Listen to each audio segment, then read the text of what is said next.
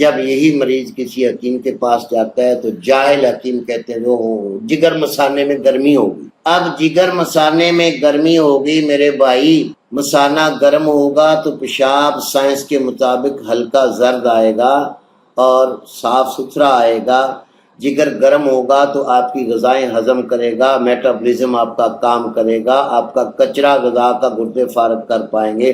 اگر آپ نے جگر کو ٹھنڈا کر لیا تو پیشاب غذا کے سمیت خارج ہو جائے گا، یا شوگر ہو جائے گی، یا کثرت بول ہو جائے گا، یا آپ نامرد ہو جائے گا، یا آپ کی وریدیں ختم ہو جائیں۔ ٹھیک ہو گیا۔ اب یہ جس کو ہم نے کہا کہ جی ذکاوت حص یہ گرم مرض ہے، میں انہیں جاہل کہہ رہا ہوں۔ یہ انتہائی ٹھنڈی مرض ہے۔ یہ موسلیاں، یہ سفید موسلیاں، یہ چاروں موسلیاں، یہ بلنگو، یہ چھلکے، یہ گون کتیرے، یہ منی کو پیدا تو کر سکتے ہیں، گہرا نہیں کر سکتے۔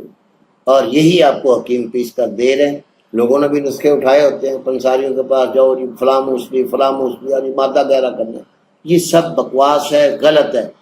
خشکی گرمی، گرمی خشکی، یا حد سے زیادہ اگر ذکاوت حص ہے تو بعض دفعہ گرمی تری میں بھی جا کے تحلیل دینی پڑتی ہے اعصاب کو۔